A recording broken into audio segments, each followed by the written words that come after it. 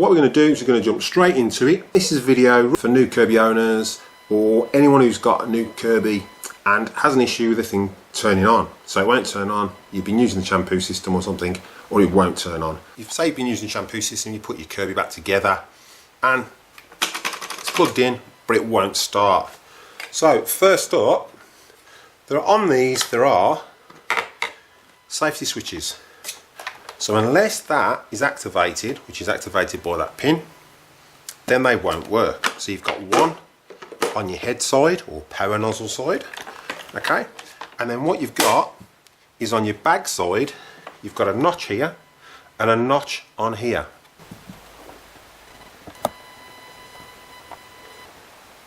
Okay, so you've got a notch here and a notch there.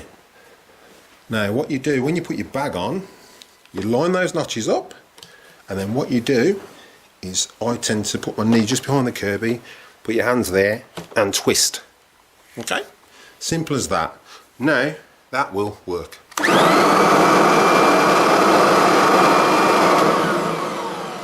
And it's as easy as that. So all it is you haven't got the bag attached properly, so it's not activating the switch.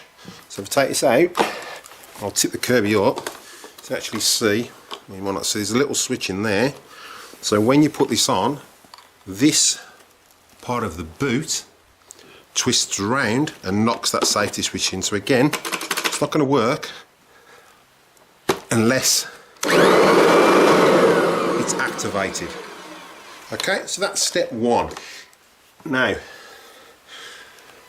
so for this one we're switching over to the Avalir. So not the Avalir, the Centria. And this goes for Avalirs, the early Avalirs and the Centrias.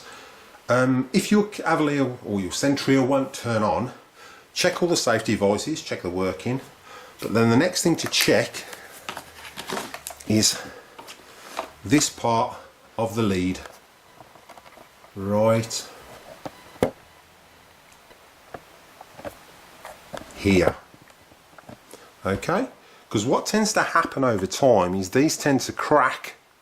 Okay, and now this is a new lead on here. They tend to crack, split the outer casing, and then the wire breaks. So what you have to do, obviously if it's not working, if you've got a crack there, just plug it in, turn it on and just wiggle it and see if it fires up. If it does, then it's a problem with that and you need to get a new lead.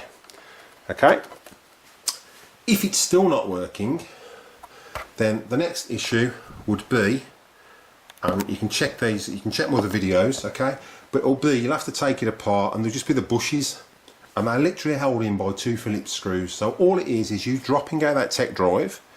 So all we'll do is undo the screws on the top, take the lid out, take the top off, screw out the back, and then on the bottom make sure it's in drive, and you've got, if we can see, we've got 1, 2, 3 screws. Undo those 3 screws, flip your Kirby back over, lift it up, and that tech drive will drop out. Then you can literally get in there, obviously make sure it's unplugged, but you can get in there with a screwdriver and you can undo the bushes. There are posts of the bushes on one of the channels, so check them out on how to change the bushes. If you skip through one of my videos with the rebuild, it will show you how to check the bushes and change the bushes anyway in your Kirby. If the bushes are fine, then the next course of action is, if the lead's okay and the bushes are fine, then it's going to be your safety switch, and then last but not least, if it's not the safety switch, then your motor's burnt out. But I'd say it's more than likely the wire, the bushes, or the safety switch. It's simple as that. These motors seem to run forever. I mean, my G4 is still running and it's got the original motor on it. So again, just make sure you check that before you go out and purchase a new Kirby because you think it's broken. Hi guys, so I hope you enjoyed that video and I hope it was really informative. So just before we go, make sure you hit that like, make sure you slap that subscribe button and ding that bell so you don't miss another video that's coming up soon. Catch you soon and happy Kirbying.